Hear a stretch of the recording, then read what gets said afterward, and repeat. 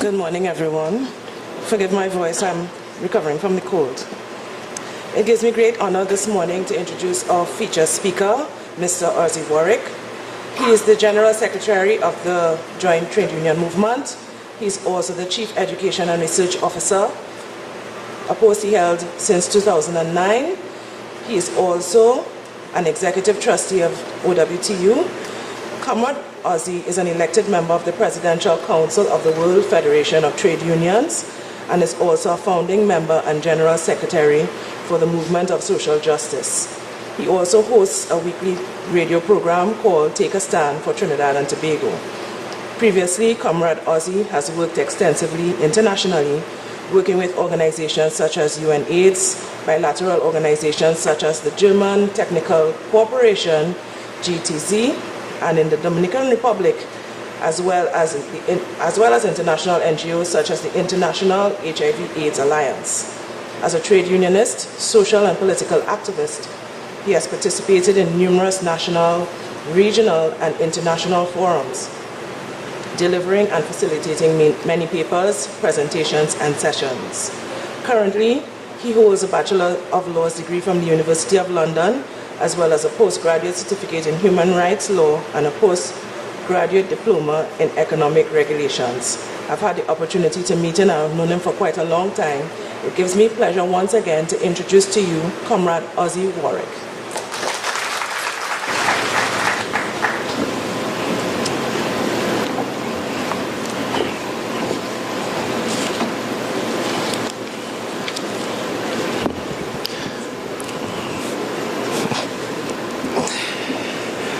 Thank you very much, my good friend and Comrade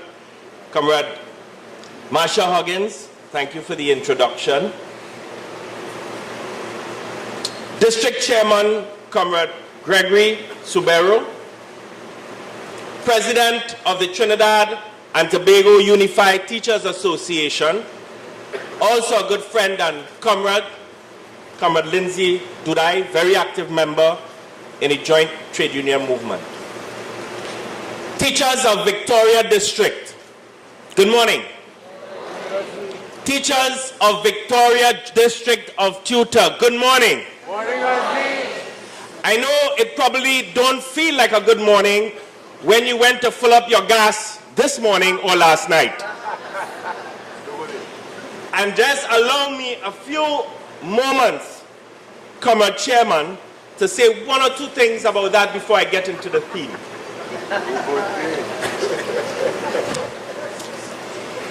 You don't find it interesting that our bourgeois economists, commentators, and all of the armchair critics have been telling us that we need to close the deficit, and that we have to bear the burden of closing this deficit. You ever find it strange that this deficit only started to arise with the collapse of CL Financial?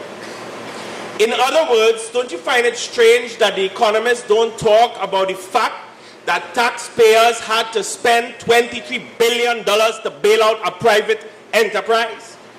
Why you think that is? Because they do not want to come to terms with the fact that the free market neoliberal economy that we've had has cost taxpayers $23 billion. And now we have to bear that burden. The second thing, subsidies. The economists have been telling us for years, drumming it into our heads, subsidies too high. We can't be paying all of these subsidies. And two things, they do not tell us the nature and the philosophical reason why we have a subsidy. And two, the fact of the matter is that Trinidad and Tobago actually has one of the lowest percentage, now we're talking about percentage of GDP in terms of our subsidies. Some 30 countries pay higher percentage of GDP in subsidies, more than Trinidad and Tobago. But they have convinced us to accept the fact that we don't need subsidies, not understanding that it is a proven fact that subsidies are the only mechanism in place that can ensure that every single citizen in this country, poor and rich, the vulnerable, can benefit from the natural resources of this great land. And thirdly, and then I'll get into the team, I promise.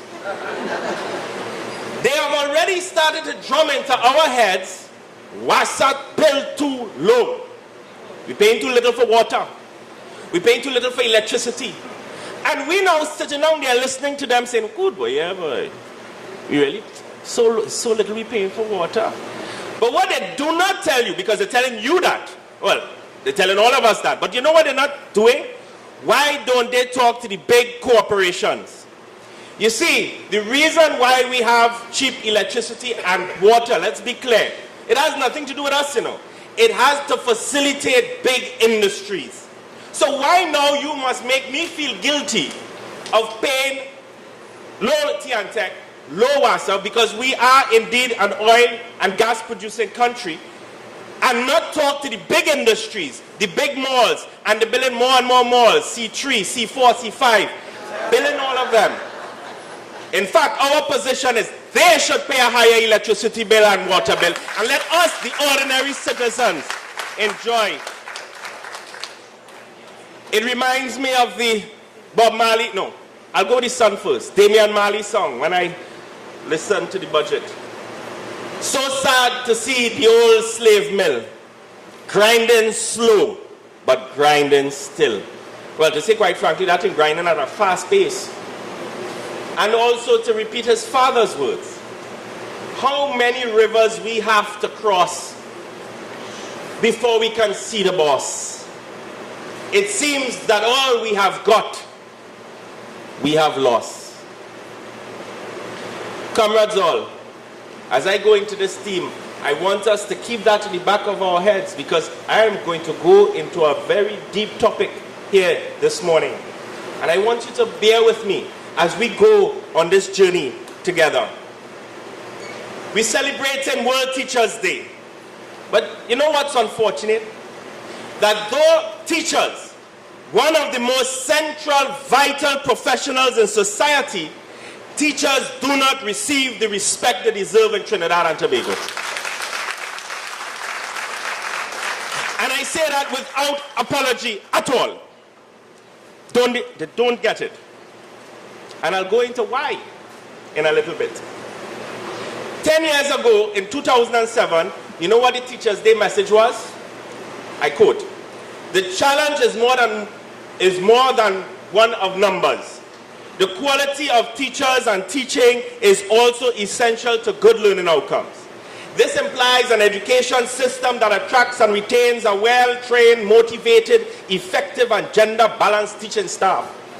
It implies a system that supports teachers in the classroom, as well as in their continued professional development. Dissatisfaction with loss in status, low salaries," yes, I said it, low salaries, poor teaching and learning conditions, and lack of career progression or adequate professional training have driven large numbers of teachers out of the profession, sometimes after only a few years of service. 10 years later, 2017, do you think this analysis has changed? Do you think it has changed? No. And therefore, I want to really use this opportunity to thank all of you all who've stayed in the profession under the kind of conditions in which teachers have to bear, the burden and the cross that you have to bear. I really think you should give yourselves an amazing round of applause. Incredible, incredible service to this country. I'd like to turn to the theme and approach it in a fairly methodical manner. That will show that there is indeed a threat to humanity. And we will only, through a deeper understanding of teaching and freedom and what it takes for a society to empower its teachers, will we be able to defend humanity. Now, your president, in his presentation, I felt outlined very, very clearly the kind of conditions in which our nation teachers have to work in 2017. So I'm not going to try to repeat that, the threat to teachers. And I really want you to give the president a round of applause for that comprehensive analysis.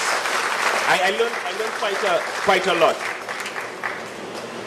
When it comes to the notion of freedom, we as a society know so much about it. The indigenous people fought for their freedom against the Spanish invaders. The slaves brought here from Africa and other parts of the Caribbean fought for their freedom. Indentured laborers from India fought against indentureship. Together, we fought against colonial powers. And in the 70s, we fought for freedom, to be free from discrimination. Our history is filled with epic struggles for freedom, whether it's from the Arena Massacre in 1699, to the slave uprising on the plantations, to the Cambule riots in 1881, the Jose riots right here in San Fernando in 1884, the water riots in 1904, the general strike in 1919, the general labor riots and insurrection in 1937, and the Black Power Revolution in 1970. Our very cultural experience in music and festivals were all grounded in the very notion of freedom. But our freedom and our notion of freedom is not the experience of individual liberty, but it's rather the experience of the collective will for self-determination. It is that what helped forge our identity. And today, we must never ever forget that our struggle for freedom has always been a struggle for economic and social justice. And what about social and economic justice for teachers? I believe there can be no better educator for social justice than teachers. Social justice has to do with the distribution of wealth, opportunities, and privileges within a society. It is also about making positive changes that will bring about a more just society. Teachers do this every day in many ways, giving students opportunities for seeing how radical change happens and how they can be both actors and leaders in creating change. Don't you do that every day? No? Yes. You're not sure? Yes. You all don't do that every single day? Yes. I think so. I know so. You know why? I was a student, don't forget. I had teachers in primary and secondary school and I love them all. The fact is that social justice orientation is appropriate for all classrooms by making what you are teaching relevant to what is going on in the world. If there is something happening in the news that you can link to your content, do it. Choose something even controversial. Or ask your students if they have questions regarding anything they have been hearing about. Chances are that someone is going to mention protests, marches, demonstrations, or even the 1%. Yeah, I'll talk about them in a bit. No way I will stand here and not talk about that. It is important to choose top topics that you believe you can be neutral as you support students' own journey of learning, how to be critical thinkers, forming their own opinions, create opportunities for students' voices to be heard. They need to be taught how to actively participate in discussions. And my God, sometimes when you look at social media, you really wonder, what kind of discussions are we having as a society? As Ramesh Diosaran noted, and I quote, "In all this, and given the goals of education, in a post-colonial democratic society, the ultimate objective is to create a good measure of equality of educational opportunity and educational equity. There is where the teacher also becomes an advocate for social justice and educational equity." I end quote. But we can't talk about teachers being advocates for social justice and not talk about economic justice for teachers. I find it difficult to have a discussion as profound as the theme that you have outlined here today suggests without dealing with our 1%. Teachers represent a large body of workers whose incomes are far below that of business executives. Are wrong? No. Well, you have salaries like business executives? No.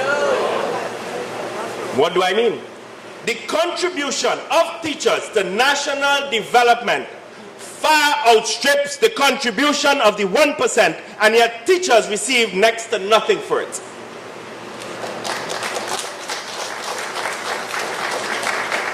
Yeah, I'm going to deal with some hard topics this morning.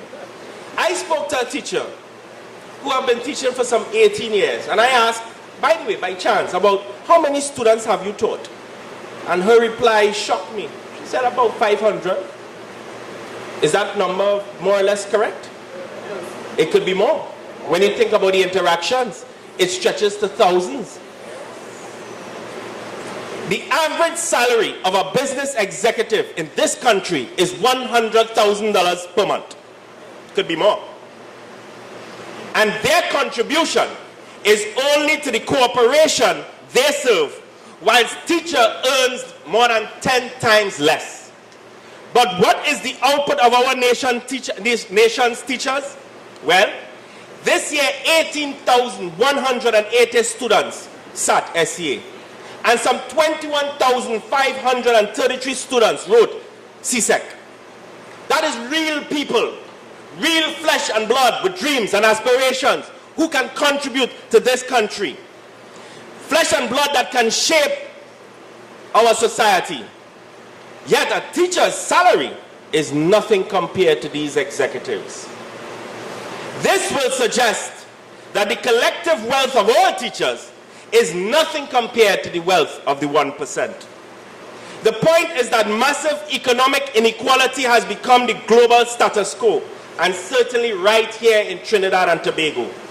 But why do you think we could never get data about inequality in Trinidad and Tobago?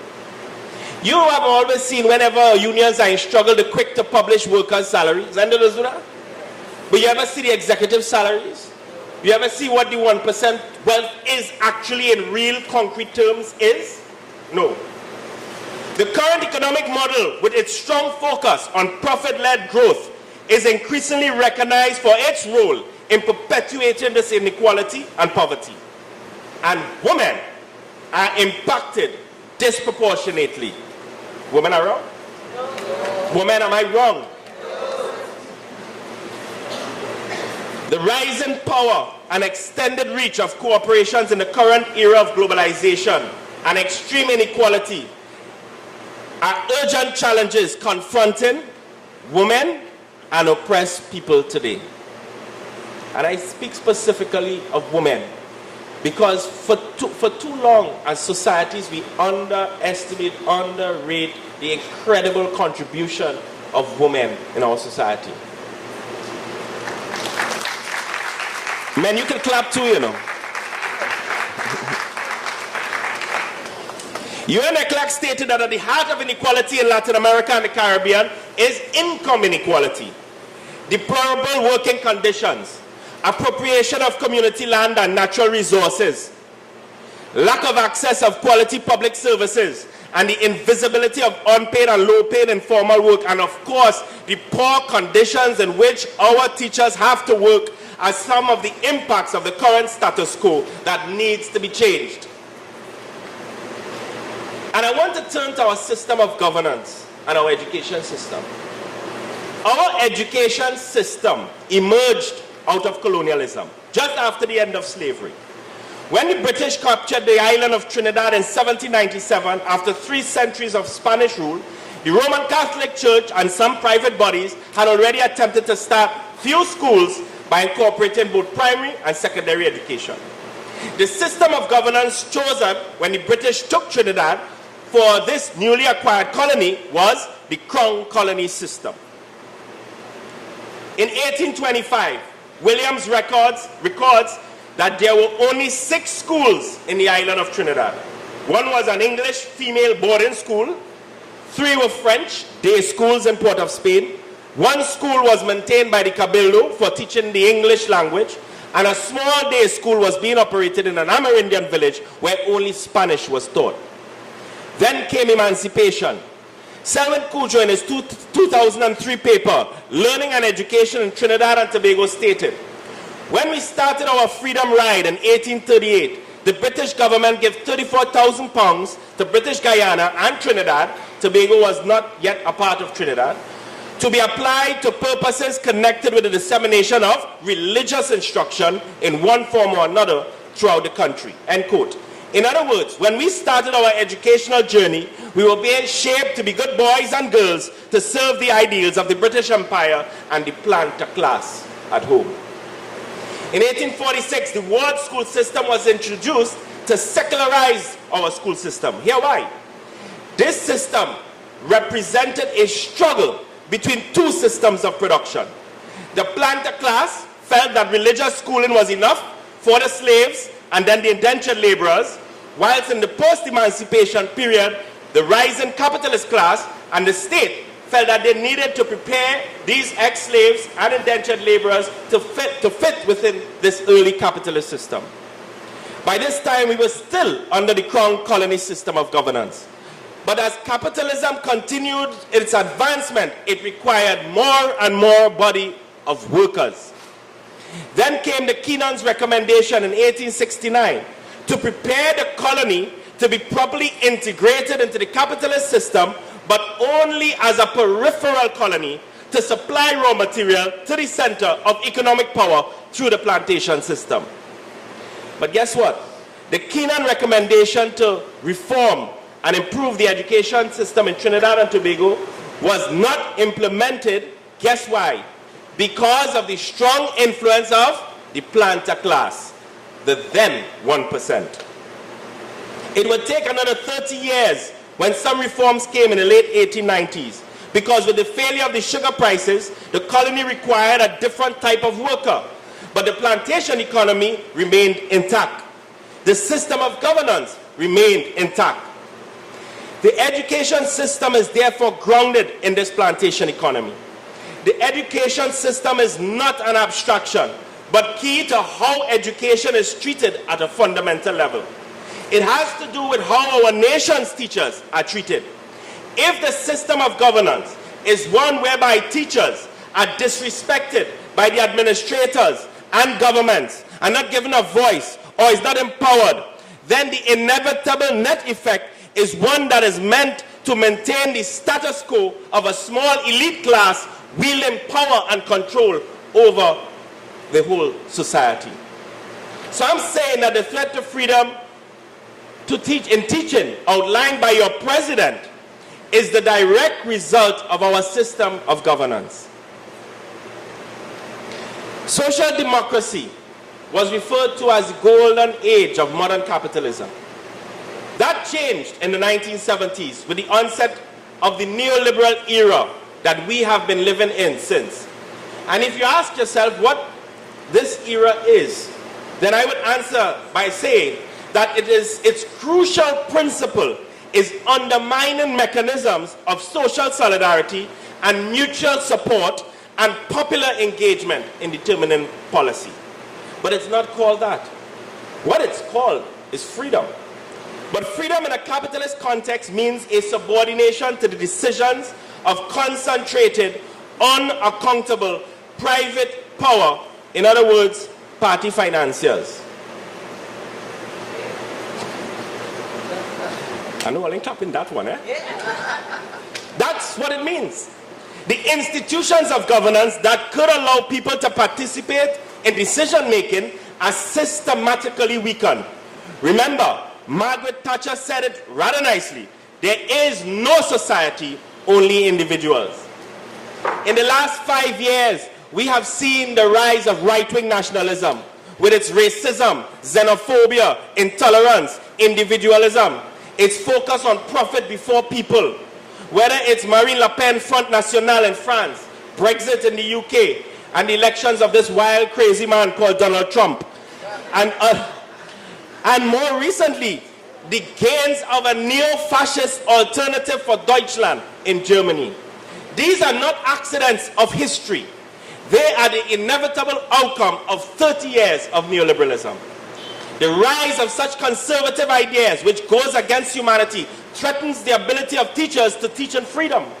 But to understand this link, I must take you through a dark journey of neoliberalism and its anti-democratic nature. The term is rooted in the tradition and social philosophy of liberalism, which emerged in the 19th century at the same time with capitalism. Capitalism being the economic system, and liberalism being the philosophy to support that economic system. This particular form of liberalism was a response to existing power structures of the monarchy and tyrannical regimes. It was the goal of liberalism, as articulated by Locke in 1688, to liberate the individual from the oppressive feudal system, but not liberate the enslaved from the system of slavery. But two strands of liberalism emerged. One was the laissez-faire, pursued by the Americans, and then there was something called welfare liberalism, pursued in the UK. However, the Great Depression showed the internal weakness and failure of capitalism to resolve its own internal contradictions.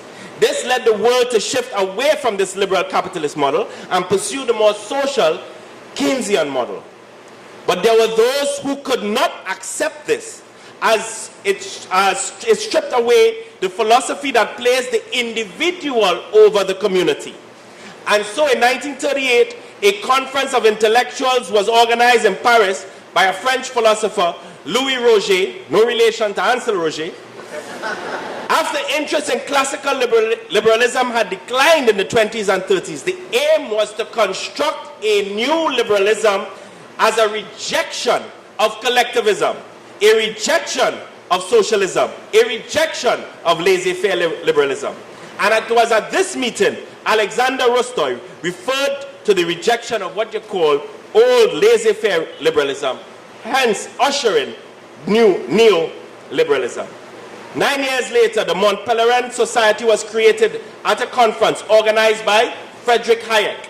It was Hayek, considered the father of neoliberalism in his classical The Constitution of Liberty, that articulated the neoliberal version of freedom. It was this notion of freedom that Margaret Thatcher and Ronald Reagan used to usher into this modern age free market-driven neoliberal capitalism. But what is freedom neoliberal style or right-wing freedom? It means freedom from trade unions and collective bargaining, which means the freedom to suppress wages. Freedom from regulation means freedom to poison rivers, endanger workers, charge ridiculous rates of interest, and you're going to see rates going up when the bankers have their way in January, and design complicated financial instruments. It is this notion of freedom that creates problems for what we can call democratic education. And if we are not careful, we can find ourselves teaching in the wrong notion of freedom. This is one mistake we will not make, and we'll see why. The neoliberal conception of freedom creates an ethical dilemma between the freedom and democratic education, especially in a society like ours.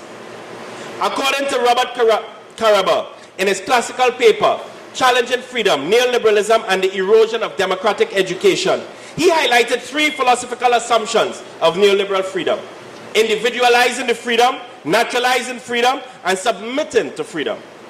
Democratic education, or teaching in freedom, is viewed by the right and neoliberal proponents as being against liberty. Following the right would mean no democratic citizenship, moral and character education in schools. There is a lack of discussion about teachers' civic mission, roles and goals. To quote Robert Caraba, quote, "How can we foster alternative notions of freedom, such as Lincoln's Republican sense of liberty, as collectively inquiring and deciding," and here's the key part, "how we rule ourselves? We must intentionally challenge the neoliberal notion of the value of freedom and the usefulness of its associated philosophical assumptions." Close quote. Digging deeper into this question and your very deep theme, I wish to state clearly that the market-driven logic of neoliberal capitalism continues to devalue all aspects of the public interest. Teachers are increasingly reduced to the status of technicians, removed from having any real control over their classroom or school governance structures. What has happened is that job readiness for students is privileged over other educational values, such as identity, solidarity. It is here when I think about teaching in freedom and teachers' empowerment, I cannot help but think about Paulo Freire's critical pedagogy. According to Aronowitz, critical pedagogy helps the learner become aware of the forces that have hitherto ruled their lives and especially shaped their consciousness. It is also to help us set the conditions for producing a new life, a new set of arrangements where power has been at least in tendency, transferred to those who literally make the social world by transforming nature and themselves. Freire was clearly of the view that what makes critical pedagogy so dangerous to ideological fundamentalists and the ruling elites, the 1%, religious extremists and right-wing nationalists all over the world and right here in Trinidad, is that central to its very definition is the task of educating students to become critical agents who actively question and negotiate the relationship of power. Critical analysis and common sense and learning are geared towards social change. One of the fundamental tasks of educators is to make sure that the future points the way to a more socially just world. In our context, it is pointing the way to a more socially just Trinidad and Tobago.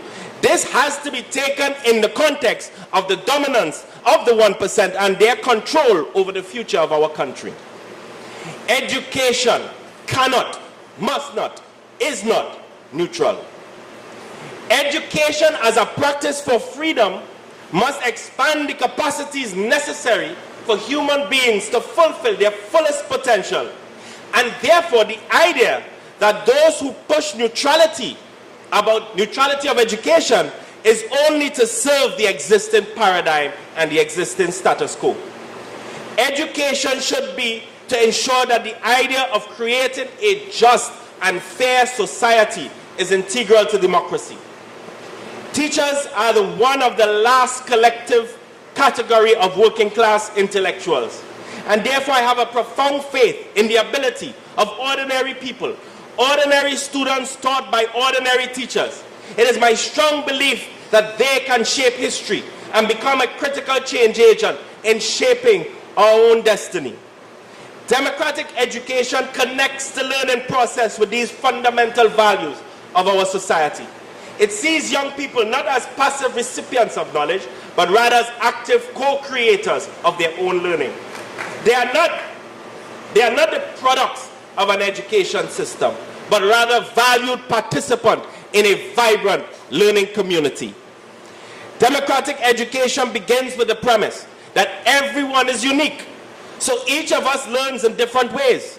By supporting the individual development of each person within a caring community, democratic education helps young people learn about themselves, engage with the world around them, and become positive and contributing members of society. But democratic education is not possible if teachers are not empowered. Empowered teachers must be free to exercise their own professional judgment without being restricted by others. Education researcher Frances Bollin defined teachers' empowerment as investing teachers with a right to participate in the determination of school goals and policies and to exercise professional judgment about what and how to teach. Close quote. In this view, being an empowered teacher means that teachers In this view, being an empowered teacher means that teachers must have access to information and materials and being free to use these resources in a way that meets student needs and targets. Empowered teachers are given the encouragement and support necessary to take risks and engage in continuous professional development while collaborating with their peers and comrades, which is essential for success in education. Being an empowered teacher means having enough resources and freedom to provide every student with the education that they deserve. The importance of empowerment is also illustrated by its role in increasing teacher motivation, improving problem-solving skills, and teaching students to become empowered, all of which are vital to improving the learning outcomes. Understanding what it means to be empowered will allow teachers to take the first step towards achieving this goal. After all is said and done, the bottom line has to be that empowered teachers will change Trinidad and Tobago. In the context of professional learning, Learning Forward and a paper by the National Commission of Teachers in Americas define teacher agency as the capacity of teachers themselves to act purposefully and constructively to direct their own professional growth and contribute to the growth of their fellow colleagues. close quote. Rather than responding passively to learning opportunities, teachers have agency that are aware of their part in their professional growth and make learning choices on their own to achieve their goals. For years, educators and policymakers have referred to ongoing education for teachers as professional development training that teachers receive. We use the term professional learning because it recognizes teachers as agents of their own growth and emphasizes that learning is an experience driven largely by the learner themselves. Educators would probably agree that out of all the professions, the voice that have the least amount of power seems to be that of teachers. Teachers are the least heard of any profession when you consider doctors, lawyers, engineers, when voicing desires, yet their contribution far outstrip the others. Am I not correct?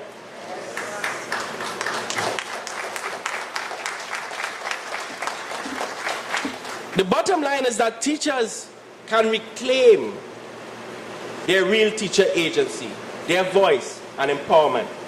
The teacher's voice, empowerment and agency is needed for the educational reform that so many desire.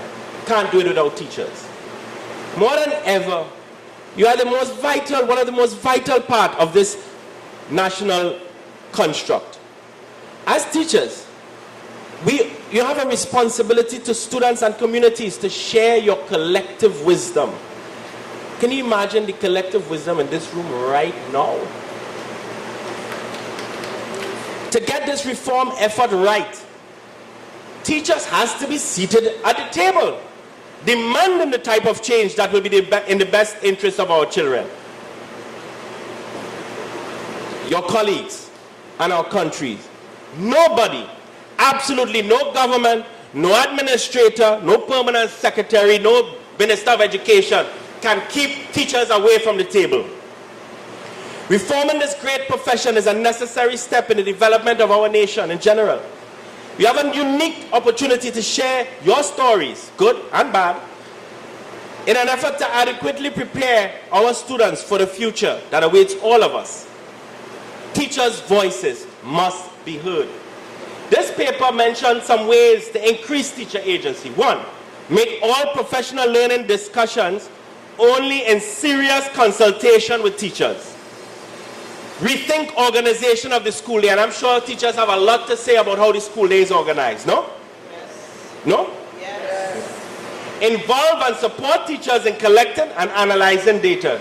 Don't somebody else collect, analyze, and then tell us. Give teachers choices regarding their own professional learning. As I begin to wind down, I want to talk a little bit about teachers and revolution.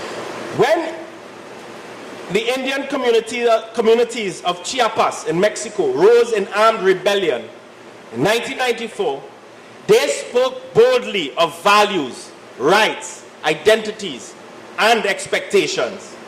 Their language struck a chord for most Mexicans, for it was the cultural legacy of the revolution of 1910. Mary K. Vaughan, a researcher, analyzed the educational effort of the state during the 1930s, locating it within the broader sweep of Mexican history to illustrate how the government sought to nationalize and modernize rural society. Vaughan focused on activities in rural schools where central state policymakers, people of the countryside, and teachers came together to forge a national culture. Cultural politics in revolution clearly shows the role of teachers in expanding the social arena in which culture was constructed and contested. Teachers were critical in the Mexican Revolution, the Bolshevik Revolution, the Cuban Revolution, the Chinese Revolution, and the Grenadian Revolution. And in the recent Arab Spring, and more recently in the Arab Spring, and right now as we speak, teachers are playing a critical role in reshaping Venezuela, Bolivia, Ecuador, South Africa. Education has played an important role in these uprisings throughout the world. These revolutions were not propagated by simply well-educated youth. These uprisings were spurred by the needs and demands of poorly educated youth whose knowledge and skills did not meet the demands of a rapidly growing capitalist world. Trinbagonian Bruce Paddington wrote an excellent article entitled "The Teacher as Revolutionary." And he said, I quote, "As a student in London, I visited the grave of Karl Marx in Highgate Cemetery. The following words taken from Marx's famous thesis on Feuerbach were engraved on the tombstone. The philosophers so far have only interpreted the world. The point is to change it." Close quote. Many, and I continue his quote, "Many people, especially young people, are very aware of the many problems that exist in the world and in their country and want to do something to improve the situation. But how can they make a difference? One way might be to become a teacher, a revolutionary teacher, as teaching provides the opportunity to make a profound difference in the lives of young people and a significant impact on the society." Close quote. Let us look at the role of a teacher who functions as a virtual and surrogate parent, providing guidance and advice to those under their charge, playing a critical role in character formation and the development of value systems. Isn't that all the things that you do? It's not just teaching math, English, social studies, and so on. Teachers have to deal with all types of things that I heard this morning, including violence in the classrooms and in schools. Teachers have to deal with the scourge of discrimination and prejudice. Our teachers, notwithstanding all of this, treats all students with respect, refusing to treat them any differently because of their race, ethnicity, religion, social background, or gender. The teacher can thus become, or can thus be, an agent for positive change, a true revolutionary. In conclusion, given the rise of neoliberalism and its threat, it will be our teachers, liberated through empowerment and teacher agency, who will prepare our society to follow our own destiny. We only have to look at our own contradiction in Trinidad and Tobago to know that neoliberalism has failed us. Between 2000 and 2015, this country has spent approximately $750 billion, and yet we rank low, holding 59th place in the Human Development Index. In addition, we have spent over $50 billion on education, and can we clearly see that the state of our schools and the terms and conditions of our nation teachers, does that reflect the investment? No. It does? No. It is in this context that the Joint Trade Union Movement and the Oilfield Workers Trade Union support the Trinidad and Tobago Unified Teachers Union in their struggle, Teachers Association, in their struggle for better terms and conditions for our nation's teachers.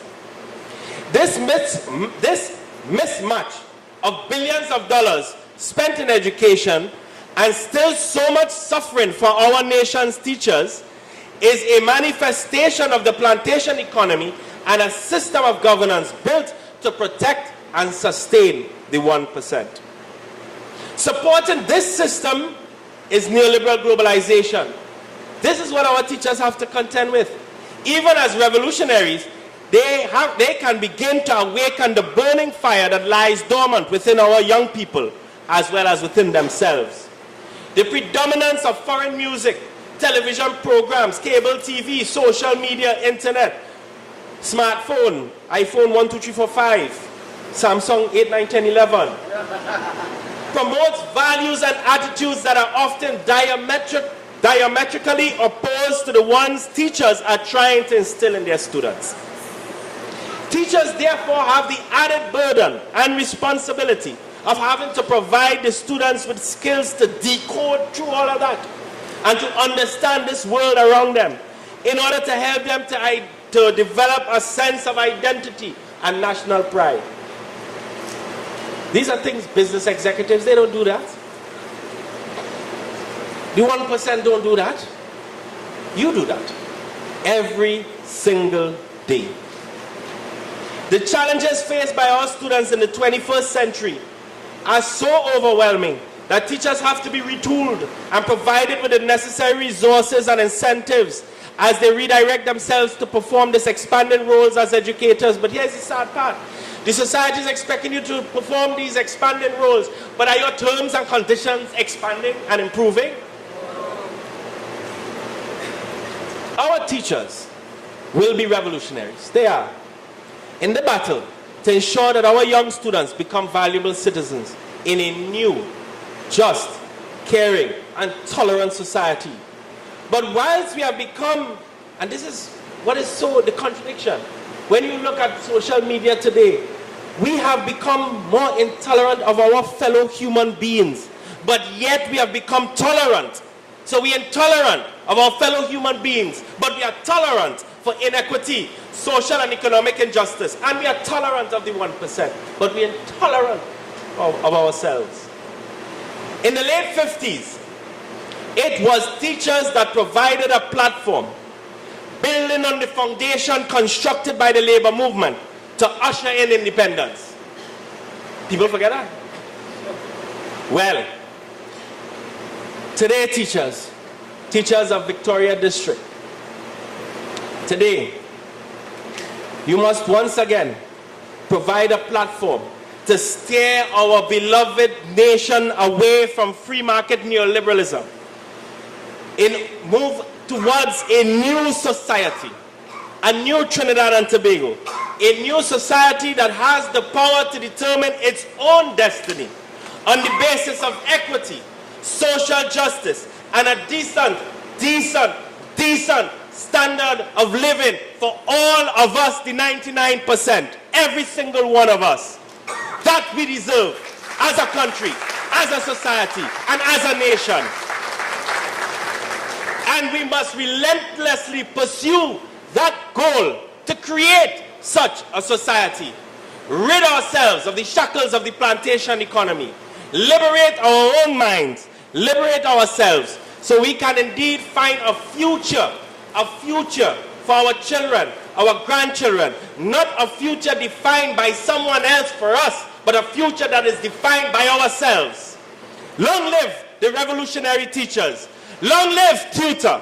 Long live the working class of this great nation, as we all go forward ever, backward never, forward ever, backward never. Thank you.